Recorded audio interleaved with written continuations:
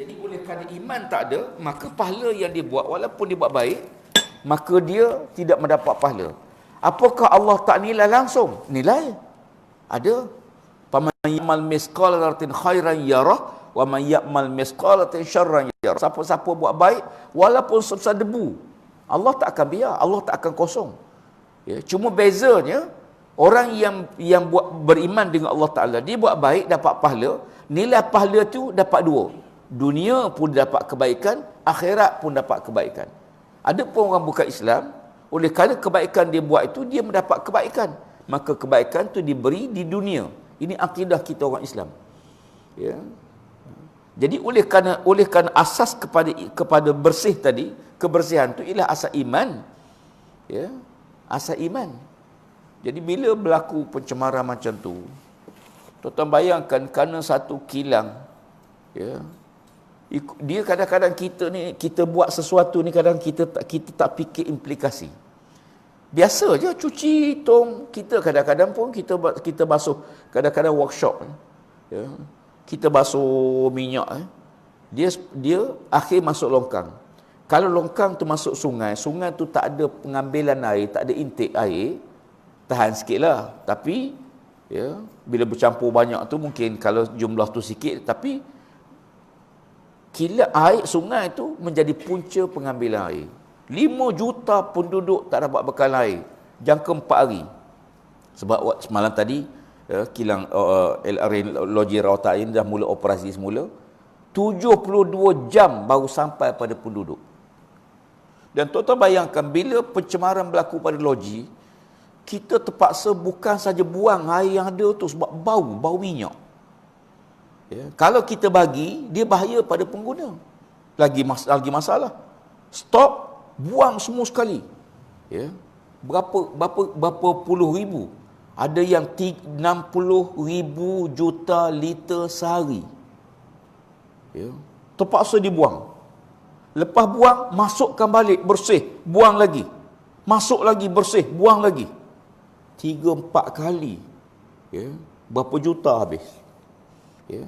Dah clear, dah tak ada bau, baru boleh kita lepaskan kepada pengguna. Ya. Sikit je.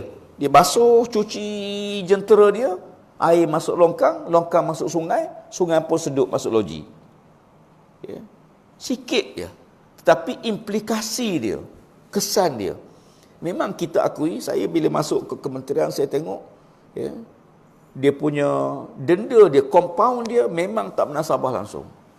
Tapi kita tak menyalahkan yang dulu lah, sebab dulu tahun 74 waktu akta ni dipinda, ya, denda 2000 ni pada masa tu besarlah. 2000 tahun 70. Ya, tahun 70 saya sekolah dulu belanja 5 sen je. 5 sen je. Saya beritahu anak saya 5 sen. Dia kata, "Mana boleh 5 sen? Abah beli benda." Saya kata 2 sen beli air. Ya. Zaman kita 5 sen je pergi sekolah. Ya. Saya masuk sekolah menengah belanja sehari 10 sen je. Ya. Itu pun bukan tiap-tiap hari pun ada duit. Ya. Dan biasalah kadang-kadang kita duduk asrama dengan kawan-kawan yang susah ni, biasalah. Saya pun masuk sekolah dulu, makan malam tu makan separuh je nasi. Ya. Kita duduk asrama, pukul 6 makan, ya, makan separuh je. Separuh lagi bungkus makan waktu rehat pagi besok. Ya.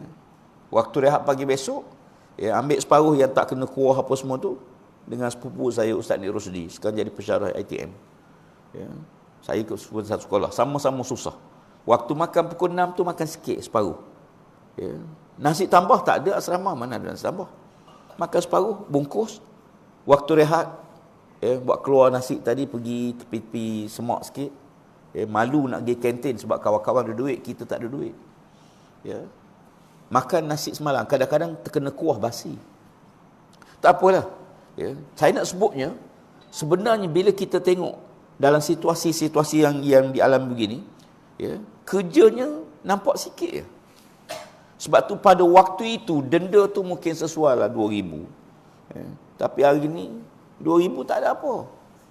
Macam RM1 hari ni, RM1. Kita bagi budak duit raya, bagi RM1. Dia kata, "Alah, RM1." Budak sekarang tak ada nilai, ada RM1 ni. Ya. Jadi oleh kerana itu, kita buat semakan pada undang-undang yang ada, akta yang ada ni, untuk kita tingkatkan, dan kita pertimbang untuk penjara, untuk denda maksima, mungkin nak sampai 500,000 ke sejuta ke.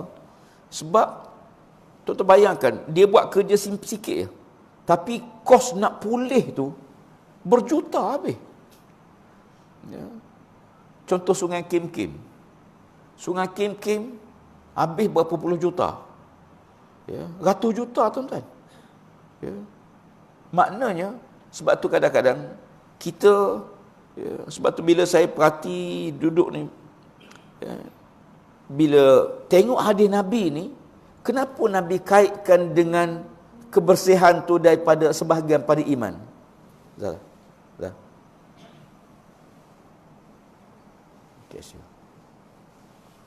Kenapa dikaitkan dengan sebahagian daripada kebersihan itu sebahagian daripada iman? Baru kita nampak, kerana implikasi pencemaran itu dia melibatkan orang maki hamun, orang cerca, orang kutuk, orang susah, orang menderita disebabkan faktor itu. Maka kali itu tak peliklah kalau sekiranya bersih itu dikaitkan dengan iman, bukan dengan fiqh, bukan dengan dosa saja. Jadi kalau kita lihat dalam situasi begini, okey, apa yang boleh kita tengok? Dunia sekarang ni Allah Taala pun sebut dalam Quran, zaharal fasadu fil barri wal bahri bima kasabat aydin nas.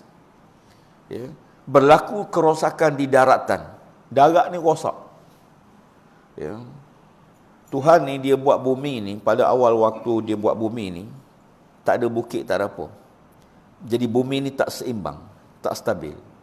Lalu dijadikan gunung, letak gunung sana, letak bukit sana, letak gunung sana, untuk mengimbangkan muka bumi. Macam kita lah, kalau kita letak papan, tak kuat, kena letak paku, kena paku. Paku tu tujuannya ialah untuk meneguhkan, tak bergerak meja ni. Pasal apa? Kalau dia paku kiri, paku kanan. Baik, sekarang kepala paku tu dah dibuang. Orang tarah bukit, buang bukit. Buang bukit mana? Buang kepala paku. Mungkin dia boleh bertahan lagi walaupun dia tak ada kepala, tapi kalau berlaku sikit gegaran, dia akan keluar. Dan ini yang sedang berlaku. Manusia ni kadang-kadang dia tamak, tuan-tuan. Dia tamak. Ketamakan itu, dia ada keperluan, kita tak nafilah. Bila penduduk bertambah, memang ladang kena buka, makanan kena banyak sebab penduduk makin bertambah.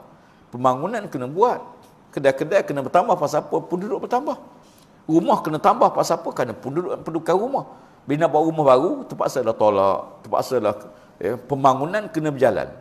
Tetapi akibatnya kita akan berdepan dengan masalah, akan berlaku kerosakan.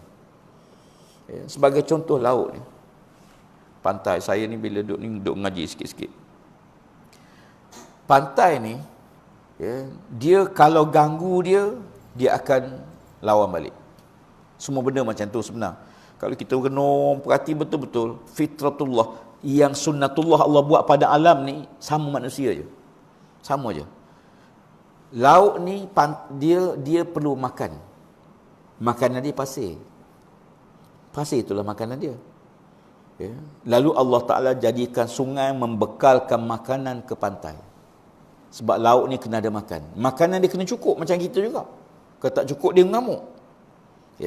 Jadi, ada masa Tuhan buat hujan lebat. Tujuan apa dia? Nak tolak pasir untuk makanan laut. Tolak pasir supaya laut ni cukup bekalan makanan. Baik. Bila manusia ambil pasir jual, bagi lesen pasir, seduk pasir, jual pasir, apa berlaku? Laut tak cukup makan. Dan bila laut tak cukup makanan, maka dia akan mengamuk. Dia mengamuk, dia akan makan pasir yang ada, tanah-tanah yang ada. Maka berlaku hakisan pantai. Hakisan pantai kerana laut dah tak cukup bekalan pasir yang sepatutnya sebagai makanan dia. Jadi Sebab tu bila kita tengok berlaku hakisan pantai, cuba cek. Apa punca? Mesti ada punca dia. Ya, mesti ada punca. Ya. Sekarang hakisan pantai banyak berlaku di Terengganu. Ya, Terengganu sekarang ni. Ya, banyak kawasan-kawasan pantai ni banyak hakis. Bila kita cek punca apa dia? Punca lapangan terbang Kuala Terengganu. Waktu nak buat lapangan terbang, ya, kita terpaksa ambil pengambilan tanah tambakan laut. Bila kena tambak laut. Nak elak daripada ambil tanah rakyat, nanti rakyat marah. Maka kita ambil laut. Bila ganggu saja pantai dia, laut mula mengamuk. Sekarang hakisan. Dia tak berlaku segera, setahun akan datang, 3 tahun akan datang. Bila makanan, bila bekalan tak cukup, dia mula hakis. Ya, dia cari makan lah. Macam kita lah. Kenapa duduk mengamuk sampai tu sampah ni? Tak cukup makan lah tu. Ya, dia makan sana, makan. Demikian juga alam Tuhan buat. Ya. Sebab tu sistem alam dia sistem yang sepadu. Saya dulu bila duduk belajar dalam Islam, kita sebut Islam ni dia sempurna. Syumul, dia lengkap. Ya. Dia ada satu kaedah dalam pengajian dipanggil kamil mutakamil. Dia sempurna dan dia menyempurnakan yang lain. Dia tu sempurna dah. Dia tu sempurna, tapi dia menyempurnakan bahagian lain. Contohlah, tuan-tuan, kita beli ni nak beli tisu. Tuan bukan nak beli kotak ni. Kotak kita bukan nak beli. Yang mahalnya kadang-kadang pada kotak tu. Tapi kita bukan nak kotak ni, kita nak tisu tu. Kita nak tisu. Tapi kotak ini menyempurnakan tisu tersebut. Ya. Sama juga kipas angin ni. Ya. Bilah dia sempurna. Tapi kalau bilah saja tak cukup. Dia kena ada motor dia. Okey, bilah ada, motor ada. Ya. Sempurna tak? Tak sempurna. Walaupun dia dah sempurna. Motor tu sempurna kalau kita test hidup. Tapi kalau tak ada, panggil apa tu? Dia punya kayu dia tu. Yang mengikat ke atas, ya, tak sempurna. Okey, ikat. Sempurna tak? Sempurna satu kipas. Tetapi ada benda lain yang menyempurnakan dia. Apa dia? Elektrik.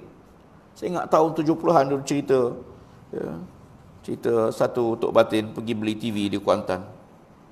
Ya, pikuk balik kampung. Ya, rumah pendalaman. Ya, zaman keluar TV, cerita seronok. Beli TV hitam putih masa tu. Ya, anak buah kata Tok Batin beli TV ni seronok, keluar tengok. Ya, letak rumah. Elektrik tak ada. Ya. Jadi walaupun dia sempurna, tapi elektrik menyempurnakan dia. Sebab tu dia sistem Islam ni dia komprehensif, dia lengkap. Ya, lengkap itu menyebabkan satu juzuk tak boleh pisah dengan juzuk lain. Ya, Masya Allah. Rupanya alam pun begitu. Sistem kita begitu.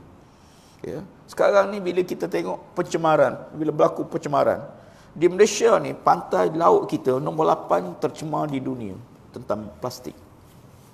Isu besar kita, masalah besar. Kita tak nampak lagi, tapi bila kita tengok, bila kita kaji, Masya Allah. Ya. Sekarang ni kalau tuan-tuan sekalian beli lembu, baru ni korban. Ya, sembelih lembu, buka-buka dalam perut dia plastik. Ya.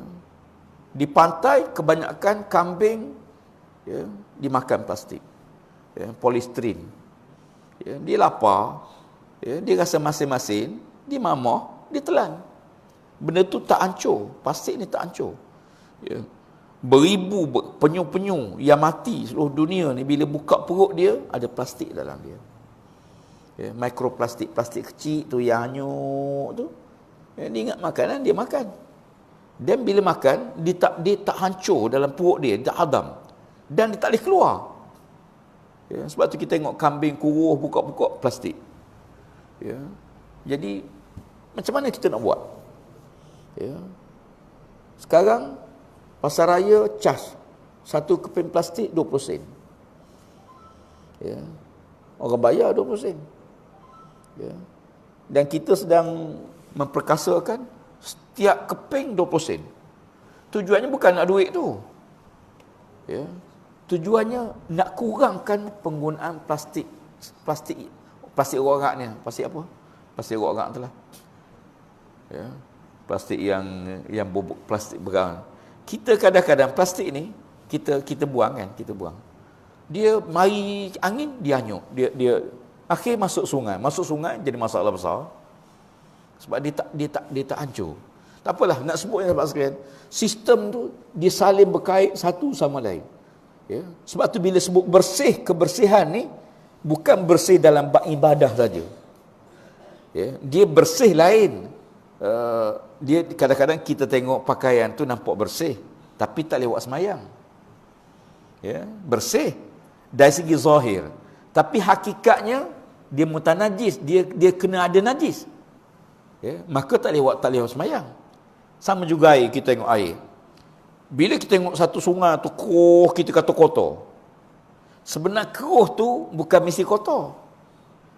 Dan jernih tu bukan mesti bersih. Ya.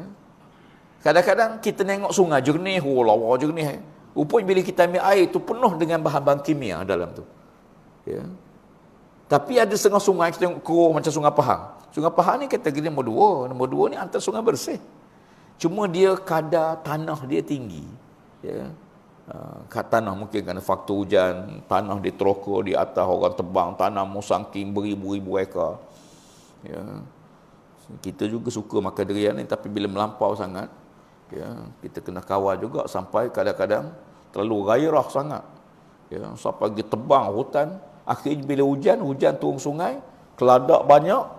Ya, bila keladak banyak, kita ambil air, nak rawat, nak bersihkan, lebih tinggi, makin mahal. Ya, Pahang ni dah 3, bukan nak suruh naik harga tarikh air, saya pun tak bersuka juga naik tarikh air ni. Pahang ni antara negeri yang paling rendah kadar air dia. 38 tahun tak pernah naik. Bahan-bahan mentah, bahan kimia makin naik, nak klorin makin mahal, kos gaji pekerja makin mahal. Tapi macam mana kita nak atasi? Anda tengok kalau dalam keadaan normal, okey, bila berlaku pencemaran macam ni, Masya Allah, kita nampaklah rupanya bila disebut kebersihan sebahagian pada iman, baru kita nampak. Oh, maknanya bukan bab semayang, puasa bersih, tapi dia menyentuh soal akidah. Memang, tuan-tuan bayangkan 5 juta orang, ya, 5 juta manusia, ya, tak ada bekal air, jangka 4 hari tak ada bekal air. Ya, hari ni hari kedua. Ya, alhamdulillah petang semalam hampir semua loji, ya, dah dikesan, bau di muka sauk dia tu dah tak ada. Alhamdulillah. Baru boleh sedut, baru boleh ambil air. Selagi bau tu tak hilang, selagi tu kita boleh nak ambil air. Ya. Dan ya, alhamdulillah petang semalam, malam tadi pun pukul 8 malam, ya, ada dah loji mula buat pembersihan. Sedut bersih. Itu pun tuan-tuan sekalian, kita pasang alat. Ya, ialah teknologi sekarang macam-macam kan.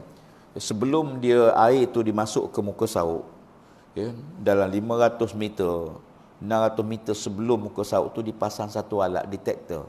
Alat ni dia mengesan bau, mengesan pencemaran. Kalau berlaku pencemaran ke ataupun ada bahan bahaya, kita akan stop supaya air ni jangan masuk ke loji. Jadi supaya kalau pencemaran tak masuk loji, tak kira lagi tu kan. Tak payah kita bersih loji. Tetapi ialah alat ni makhluk, dia bukan khalik, ya. Ada kelemahan dia. Ya, ada masa-masa kelemahan dia. Ya. Jadi menyebabkan loji sedut juga air yang cemar. Jadi alat ni pun makin kena teliti, kena makin canggih supaya kita dapat teliti. Ya. Dan berapa juta habis. Ya. Jadi oleh kerana itu, tak apalah nak saya sebut isu ni, ya, pagi ni untuk sama-sama kita berkongsi bagaimana, ya, bila sesuatu benda yang kecil pada pandangan kita, implikasi sangat besar. Rupanya dosa dengan pahala ni dia sama dengan perbuatan lain.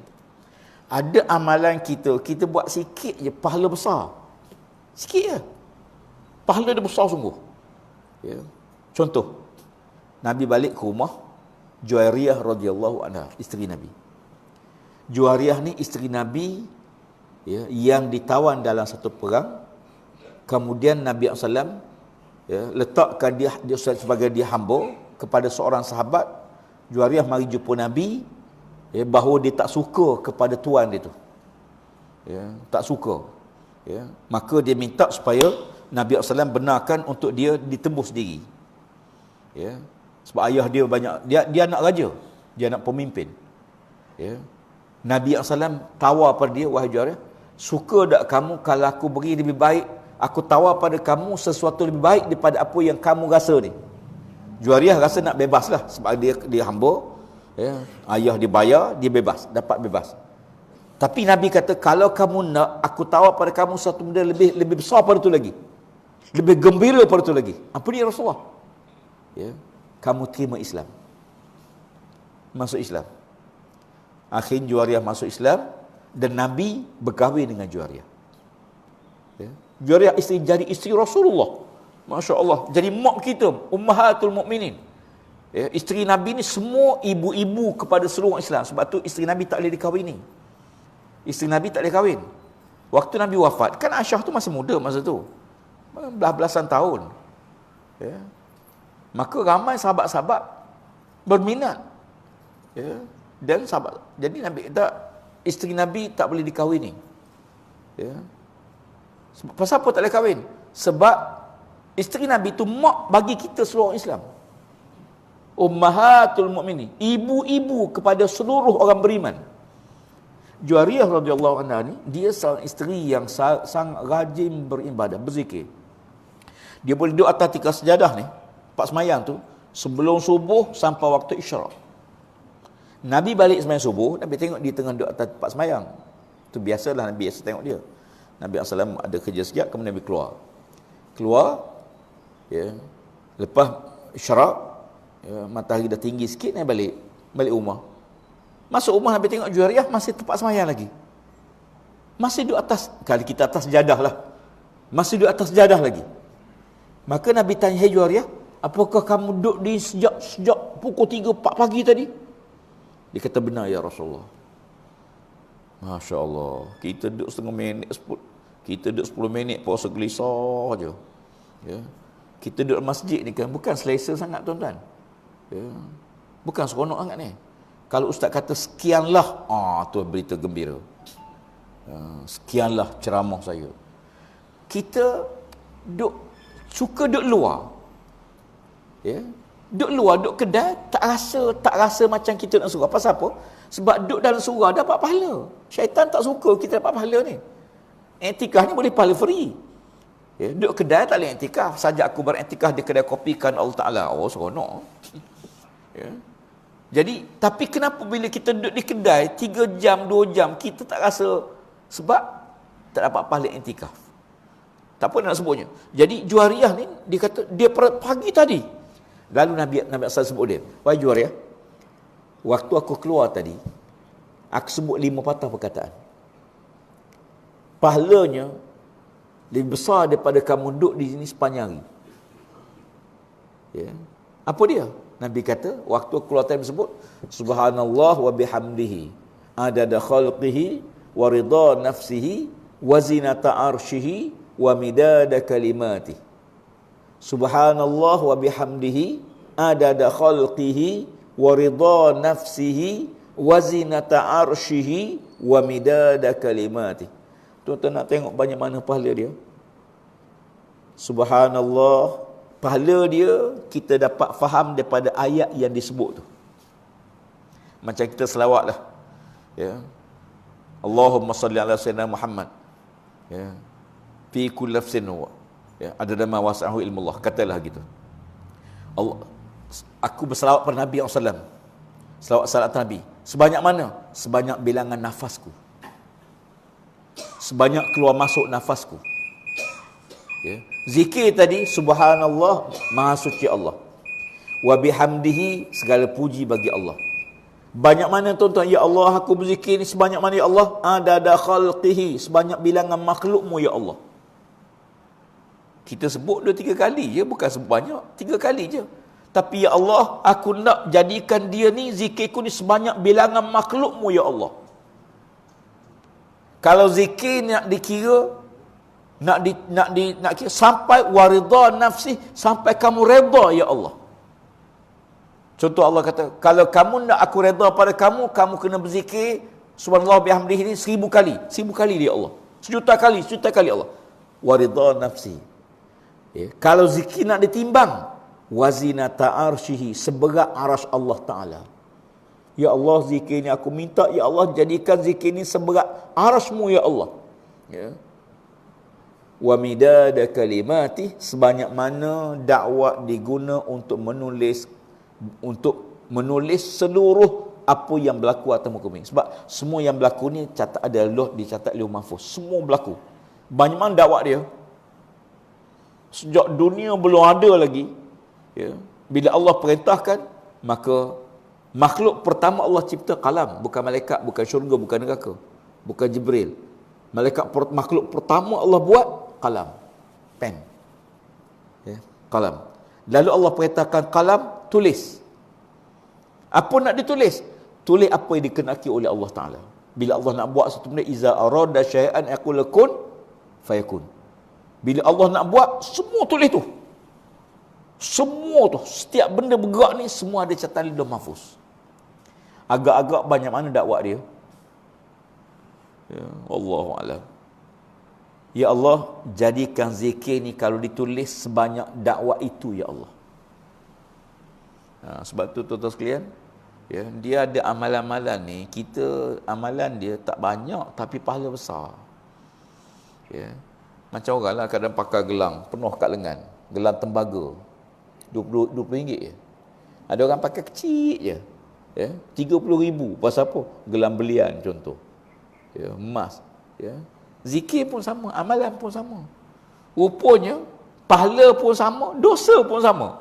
Kita post satu benda, kita tak erti, saya bukan ustaz, ya, ustaz saya ni bertaklim bukan alim, cuma saya jumpa satu hadis, pagi-pagi kita post hadis tu, kawan kita berkongsi pahala tu, jalan pahala, ya, tu jalan pahala.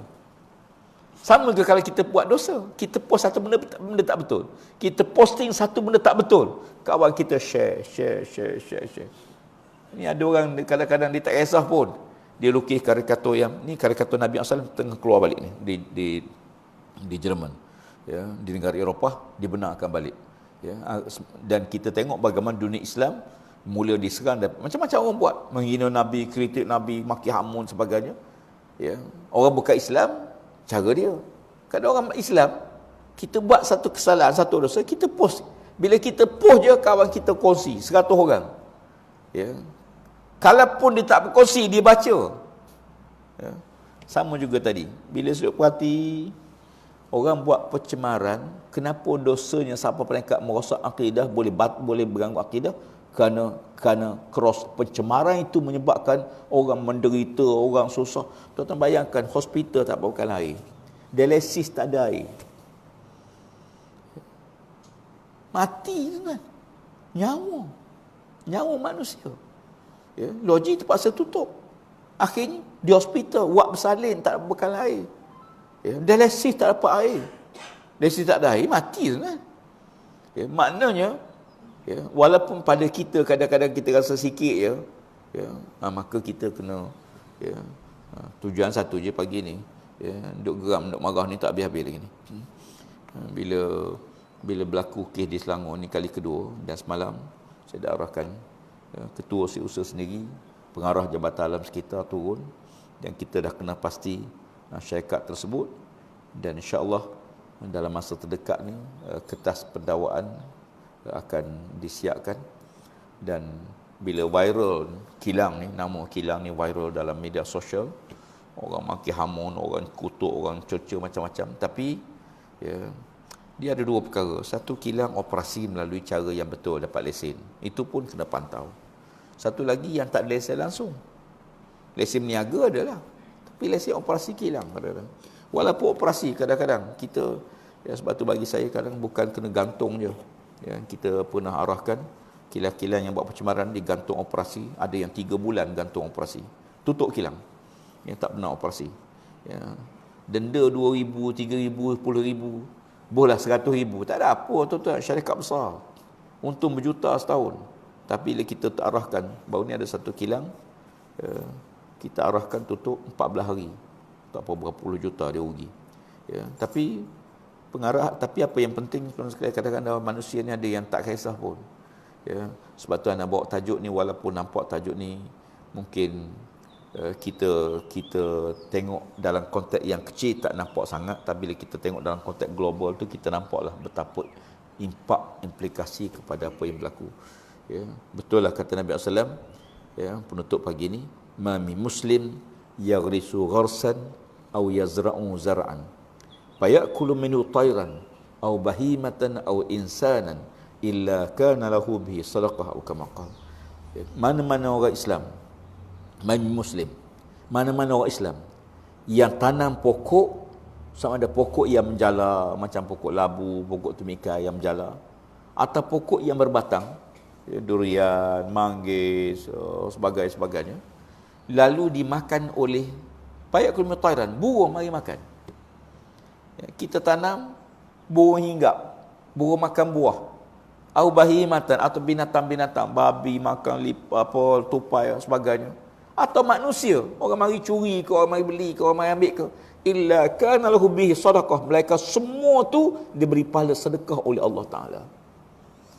Barulah jumpa satu natijah yang kata, kalau kamu sedang tanam pokok, kata Nabi, tiba-tiba kamu dengar tiupan sangkakala nak kiamat, teruskan tanam pokok, kata Allah. Tanam pokok tu, siapkan tanam pokok tu. Ya, pasal apa? Jangan berlari masjid, jangan tak. Sebab dalam Islam semua perbuatan baik diberi pahala oleh Allah SWT. Bukan berzikir saja, bukan ibadah saja. Sama juga dosa. Dosa ni bukan minum arak saja, bukan berzina saja, mencemarkan juga adalah dosa. Ya, buat pencemaran juga dosa. Kita kadang sebut-sebut dosa nampak minum arak, berzina, berjudi. Ya, tak rasa campur sampah tu tak rasa berdosa. Ya, bersih, cuci, masuk longkang. Kita tak rasa berdosa pun. Pasal apa? Sebab kitab fiqh tak sebut. Tak sebut fiqh, sebut dosa minum arak, berzina. Ya. Jadi oleh kerana itu konsep itu sebenarnya betul lah kesimpulannya apa yang Nabi sebut an-nazafatu min iman, kebersihan itu sebahagian pada iman. Baru kita nampak, oh di sini rupanya implikasi dia. Wallahu alam. Semoga Allah Taala jadikan kita semua buat yang terbaik, sikit-sikit seorang, ambil bahagian masing-masing sikit. Sikit-sikit. Saya sekarang tengah kempen supaya plastik ni kita tak boleh nak ban payah sebab tak ada alternatif. Cuma kita minta pengurusan je lah. Asingkan kalau boleh plastik-plastik ni supaya kita, saya duk risau plastik ni kita kalau ikut komitmen kita dengan Paris, dengan perjanjian kita 2030 ni tak ada lagi plastik sekali guna. Single use plastik ni tak ada. Plastik sekali guna. Macam plastik korak tu lah. Ada pun plastik-plastik lain yang kita boleh guna berkali-kali, itu tak apa. Itu tak bahaya. Macam straw. Pasal apa straw ni bahaya? Straw tu tuan-tuan dibuat daripada plastik yang sangat tak ada kualiti, teruk, dan efek pada kanser yang sangat teruk. Kalau orang tu minum, dia direct masuk dalam mulut dia. Jadi rupanya straw tu implikasi pada kanser. Sebab plastik ni pasti murah. Dan Malaysia ni satu masa dulu jadi tempat pembuangan sampah dunia. Barang-barang negara lain tak nak terima, hantar Malaysia. Jadi insya-Allah mudah-mudahan Allah Taala permudahkan urusan kita masing-masing. Dan saya mohon kepada semua kita dapat kita pelihara, dan insya-Allah doa mudah-mudahan bekal air di Selangor terdapat atasi pada hari ini. Hari ini dah mula hantar lah, tapi tempat setengah-tengah tempat tu ambil masa yang panjang sikit. InsyaAllah mudah-mudahan kita semua dipermudahkan oleh Allah Subhanahu Wa Taala urusan. Wallahu alam. Assalamualaikum warahmatullahi wabarakatuh. A'udzubillahi minasyaitonirrajim. Bismillahirrahmanirrahim. Allahumma salli ala sayyidina Muhammad wa ala alihi wa sahbihi ajma'in. Allahumma 'allimna minhu ma jahilna wa zakkirna minhu ma nasina. Rabbana iftah bainana wa bain qaumina bil haqq wa anta khairul fatihin. Allahumma innal haqqa haqqan warzuqna ittiba'ah wa innal batila batilan warzuqna ijtinabah. Wa sallallahu ala sayyidina Muhammad wa ala alihi wa sahbihi ajma'in. Walhamdulillahi rabbil alamin. Qabbalallahu minkum.